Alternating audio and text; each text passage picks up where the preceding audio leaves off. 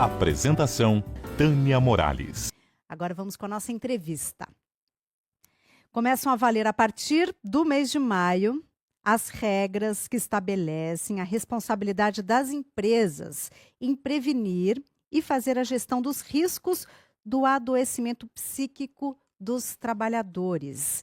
Houve uma atualização das obrigações das empresas em gerenciar os riscos no ambiente de trabalho. E agora, as obrigações também incluem aspectos psicossociais. Nós vamos entender tudo isso. Nós estamos com a Patrícia Ansara, ela é psicóloga organizacional, ela é fundadora do Instituto Internacional em Segurança Psicológica, o IISP, ela atuou por mais de 2 décadas em posições executivas de RH, em empresas como Colgate, Palmolive, McDonald's, Johnson & Johnson, Latam e Serasa, tem muita experiência aí no ambiente corporativo. Patrícia, bem-vinda, boa noite. Obrigada, Tânia, é um prazer imenso estar aqui falando desse tema tão relevante, né? Viva, chegou a vez! Nossa, porque afinal de contas, adoecimento mental é algo que é a segunda causa, né, de afastamento no trabalho. É a segunda causa. A primeira causa são os afastamentos relacionados a acidentes físicos, né? Que era o que a gente sempre prestava atenção e fazia o controle, né? E há que se considerar agora o adoecimento mental também. Então, só para entendermos, Patrícia, o que é que mudou com a atualização dessa norma, né? Que é a norma regulamentadora aí da segurança e saúde no trabalho. O que mudou? O que as empresas precisam fazer agora a partir de maio? Acho que a norma, ela existe há muitos anos, né, Tânia? Acho que isso é importante a gente dizer, assim, ela existe há muitos anos, mas sempre muito cuidada, né, estabelecendo bases de segurança e de saúde relacionadas a questões mais físicas, então, química, né, fatores que de exposição a produtos químicos, questões biológicas, ergonométricas, enfim. E agora, acho que porque também o nosso trabalho mudou, né? Vem saindo aí desse olhar mais industrial que tinha a ver, né, da criação da norma. Agora ele é muito mais relacional, né? E as questões de pressão e de imprevisibilidade, elas estão aí o tempo inteiro. Ela traz, então, o que não é mais fator visível, é o que é fator invisível, né? A gente precisa agora cuidar daquilo que está na ordem de como o trabalho está sendo organizado, como as relações, as decisões estão sendo feitas. Então, além dos fatores físicos, os fatores que a gente chama de psicossociais, que afetam, né, as nossas questões de saúde mental. Então, a gente traz aí para a norma, nessa regulamentação, aquilo que não é mais visível, né? Aquilo que é invisível, digamos assim. Mas é desafiador, né, Patrícia? Porque é mais fácil, assim, uma norma que previne acidente. É mais objetivo, né? Que tenha cuidado com o manuseio de produtos químicos. Agora, a saúde mental é algo menos palpável. Mas Sim. existem protocolos, assim, bem objetivos sobre que comportamentos a empresa deve tomar para prevenir o adoecimento mental, não só emocional, enfim, dos funcionários. Dentro do ambiente de trabalho, né? Claro. Então, acho que isso é importante a gente separar. Eu brinco, sabe, Tânia, que nessa luta, nessa correria desenfreada das empresas para fazerem isso, né? Colocar tudo isso em prática, tá acontecendo muitos ruídos também de conceito, né? Então, a gente precisa falar que separando o joio do trigo, né, de saúde mental no trabalho, não de saúde mental. Claro, porque a empresa também vai ser responsável, né, pela nossa saúde mental pelo bem-estar, exatamente. Claro. Mas tem coisas que ela pode fazer dentro daquele contexto. Perfeito. Então, assim, existem alguns protocolos. Acho que a primeira questão é a gente antecipadamente entender como que o trabalho funciona, né? Então, de uma maneira organizada, com métodos, fazer perguntas muito específicas do tipo o que o que isso que você faz pode ser causador de estresse, pode ser causador de como que essa agenda de reuniões que você tem de uma maneira constante, então sempre em relação àquela exposição que é prolongada, né? Está gerando fator de estresse, os conflitos estão acontecendo, como eles estão sendo resolvidos, você tem apoio no seu trabalho, como é que são as metas são reais, são irreais, o nível de pressão, o nível de organização, você tem suporte, você pode pedir apoio, o nível de insegurança do trabalhador em relação ao seu próprio emprego, reconhecimento, assédio. Então, tem coisas muito específicas Muito que a gente agora. frequentes, né? Metas inatingíveis, pressão, sobrecarga de trabalho, porque a equipe é pequena. Isso é muito comum, né? Eu diria. Isso é muito comum. Então, agora o que a gente vai fazer é mapear tudo isso, né? Então, as empresas precisam mapear o que pode ser causador de estresse no sentido de exposição prolongada a esses fatores, né? Porque vocês pode ter pico, pode ter um eventual sazonalidade, né? Mas a gente está falando daquilo que é prolongado, né? Então, mas porque aí para mensurar se as empresas vão ou não seguir as regras, é se elas têm ou não esses protocolos, né? Mas não a partir da saúde mental dos funcionários, porque aí, como a gente dizia no começo, a saúde mental dos funcionários, se tiver em desequilíbrio, não necessariamente tem origem na empresa. Perfeito. Né? Perfeito. Esse é o ponto. Esse é o ponto. A gente está. Agora as empresas vão precisar fazer da mesma forma que elas fazem o risco físico, então entender que tipo que é, qual é a atividade, que tipo que é, se é biológico, se é químico, se é ergonométrico, que já fazem isso, né? Normalmente a área de saúde e segurança faz isso em grandes empresas, ou empresas que já fazem gestão de risco. Quem impacta? Qual é a periodicidade que isso acontece? Então, esses cruzamentos de periodicidade com níveis de risco, se é alto, se é baixo, se é moderado, vão trazendo o fator de risco, da gravidade desse risco. Então, se isso acontece com gravidade, tem um impacto nessa área, tem um impacto nessa função, ou está acontecendo nessa liderança, ou está acontecendo na organização, quantas pessoas estão sendo impactadas, e aí a gente tem que, as empresas agora vão precisar traçar planos de ação. O que está sendo feito, né? E o que está sendo feito para mitigar e o que tem sido feito para promover a saúde ali dentro do trabalhador. Então, acho que a gente começa a mapear que nem fator de risco físico, fatores de riscos psicossociais. E aí cada empresa vai ter a sua especificidade. Essa empresa vai ter que ser capaz de mapear. Já começa a dificuldade daí, né? O que está de errado aqui na empresa que causa sofrimento psíquico nos funcionários? Tem que fazer esse diagnóstico. Tem que fazer esse diagnóstico. Obviamente, o auditor ele vai estar muito mais preocupado em querer entender o que está sendo feito em relação àquele risco mapeado.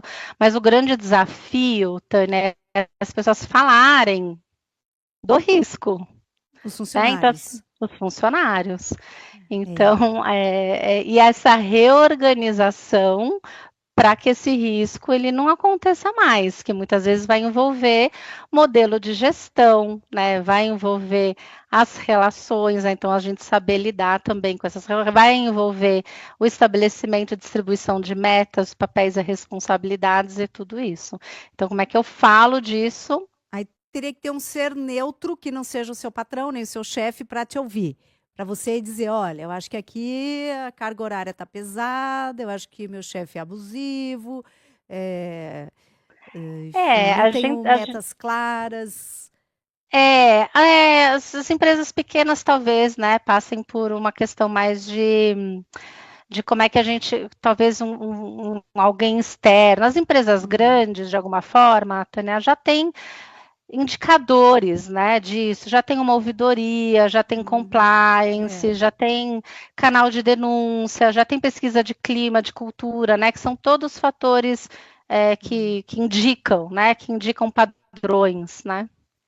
Agora, Patrícia, a Isaura Ferreira faz uma pergunta que quem tem poder de obrigar o cumprimento dessas novas normas nas empresas, né? Porque agora as empresas, então, a partir de maio, né, ainda não está valendo, mas a partir de maio, terão que seguir essas normas para prevenir e gerenciar os riscos para os funcionários em relação à saúde mental. Mas essas normas, elas são impositivas, elas são puníveis se não forem seguidas? Quem fiscaliza? Sim, o governo vai fiscalizar, né? Então O a gente Ministério do vai, Trabalho? o Ministério do Trabalho vai começar a fazer fiscalização e vai atuar as empresas. Mas antes da multa, ele vai querer entender o que essas empresas vão fazer. Então, plano de ação para essas organizações, independente do tamanho da empresa, do porte da empresa, do grau de risco dessa empresa. Então, vão fazer essas auditorias, né, que a gente chama. E aí, nessa auditoria, vai sair o que está sendo feito, se está sendo feito, se prolonga, se tem uma recorrência sobre aquilo e nada está sendo feito, então a multa vai aparecer. Então, na verdade, assim, os líderes, os tomadores de decisão ou o dono vão precisar trazer isso para as mesas de estratégia de negócio, porque vai ter, né, dinheiro envolvido, obviamente, já tem, né, a gente fala assim como se não tivesse, mas isso cai engajamento, cai performance, causa nível absurdo de Então, absenteísmo, de presenteísmo, né, de doenças, afastamentos do trabalho, isso já causa um nível absurdo de nível de colaboração, tomadas de decisões que são não tão melhores ou inteligentes, né? Maiores erros e acidentes. Então, tudo isso já é causador claro. de indicador financeiro, né? Mas agora vai fazer parte de auditoria. E, em geral, quais são os grandes erros das empresas que causam esse adoecimento psíquico nos funcionários? Ah, Tânia, muito Muita erros coisa. de assim, alta exigência, altíssima exigência, com baixo suporte, então a pessoa não tem controle sobre aquilo que está sendo exigido, então metas excessivas, ritmo intenso, então longas jornadas de trabalho sem pausas, por exemplo, né, falta de autonomia para tomar decisão, então criando ali, dependendo da função, criando ali um nível de segurança e de medo de se posicionar, trabalhos que não têm descanso, jornada, você estava aqui falando das jornadas Seis por antes, um, né? é. 6 por 1, então esse é um fator também, né, que a gente precisa realmente colocar em pauta, falta de suporte no sentido de gestão autocrática, conflitos constantes, ausência, né, de resolução de conflitos de uma maneira mais saudável, esse feedback, você saber para onde você está indo, ninguém te dá feedback, você não sabe se seu esforço está compensando, o medo de perder o emprego, né, com as mudanças, e o assédio, né, sempre o assédio moral, assédio físico, sexual, bullying, enfim, tudo isso também, é, isso tá nas relações, né? Por isso que é tão Sim, complexo. está na cultura das empresas. Isso vem mudando. As empresas, você nota, Patrícia, que vem se conscientizando sobre mudar padrão na relação com os funcionários? Tânia, o meu verbo da vez é esperançar. Não existe esse verbo, mas acho que É, esperançar é o verbo. é Eu lindo. acho que sim. Na verdade, o que a gente tem agora são métricas e métodos mais apurados, né, de medição, de avaliação disso, né? Então, as empresas estão percebendo que isso tem um risco financeiro enorme. Algumas empresas não, né? Tem muitas empresas que ainda operam num modelo de gestão mais industrial, né? Eu falo, você obedece que eu falo, ninguém aqui quem manda aqui sou eu. Tem muita gente ainda, né? Que o líder bate na mesa, o gestor bate na mesa, enfim, tem muitas coisas acontecendo. Eu vivi muitas delas dentro das empresas, assim, né? Que eu vivi, eu adoeci dentro de empresa, eu vi muita gente adoecer dentro de melhores lugares para se trabalhar, que tem aqueles selos, né? Então a gente, Ah, a mas a gente sua experiência nessas grandes empresas em que você trabalhou, não, claro, deve ter sido ótima por vários aspectos, mas você presenciou esse modelo antigo. ultrapassado. Presenciei, com certeza, né? Fiquei 25 anos dentro de empresa e presenciei um pouquinho de tudo. Então, acho que, inclusive, isso que foi me levando para essa conversa de segurança psicológica e que fundar o instituto e trazer aí um modelo de gestão que seja promotor, né, da saúde mental dentro do trabalho. Sim, você pessoalmente ficou impactada com essas questões Eu todas? tive burnout, eu sofri Ah, assédio sexual, assédio físico, apanhei de chefe, assédio hã? físico, sexual, assédio moral e, enfim, Uau! e tive o burnout, burnout mesmo, aquele diagnosticado que a gente fica de cama, né, e por 6, 7 meses e não vê a luz no final do túnel, né? Então eu vivi isso e vi muita gente viver, mas eu fui muito feliz também, né? Então esse aspecto está muito Sim. relacionado a com quem você está trabalhando no dia a dia, que espaço que você tem para falar sobre isso, né? Nossa, mas bom, agressão sexual é absurdo, né, é cantada. E agora uma agressão física relacionada é demais. E esse gestor? Continua na empresa? Não, já faz alguns anos isso, né? Ele saiu da empresa, mas eu naquela época, enfim, precisei sair antes dele, né? Sim. Quando eu tive a primeira oportunidade, enquanto eles estavam ali pensando. Eu acho que isso é importante. Assim, agora com os fatores de riscos psicossociais, a gente sai do julgamento subjetivo. Né? A gente sai do, a Patrícia acha que é, mas talvez não tenha sido, Uhum, porque talvez ela estivesse, e o outro uhum. será. Então a gente sai, porque agora a gente mapeia, a gente pega os indicadores, a gente tem os elementos, né, que medem, que avaliam, e a gente está seguindo, né, está acompanhando isso ano a ano. Tem empresa que faz pesquisa a cada 6 meses. Então, quando o padrão ele é recorrente, agora tem que Claro. entrar na gestão de fatores de risco, né? Então a Sim, gente está falando de gestão de risco da organização, né? é isso, ó, um tema importantíssimo. Então é a partir de maio agora. A gente parte do pressuposto que as empresas já estão preparando seu plano, A né, gente parte desse pressuposto, exatamente. para implementar a partir de maio. E vamos torcer para dar tudo certo, que a fiscalização funcione e que as empresas de fato se conscientizem da importância do ambiente de trabalho e das condições de trabalho para a saúde mental dos funcionários. Tema muito importante. Patrícia, muito obrigada, viu? Obrigada a você, Tânia. É um prazer falar com vocês aí. Prazer. Foi Bom ótimo. rádio para vocês. Obrigada, obrigada. Patrícia Ansara, psicóloga organizacional, ela é fundadora do Instituto Internacional em Segurança Psicológica, o IISP, que justamente tem esse trabalho de conscientização das empresas sobre como criar um ambiente dentro das empresas que previna o adoecimento emocional e psíquico dos funcionários.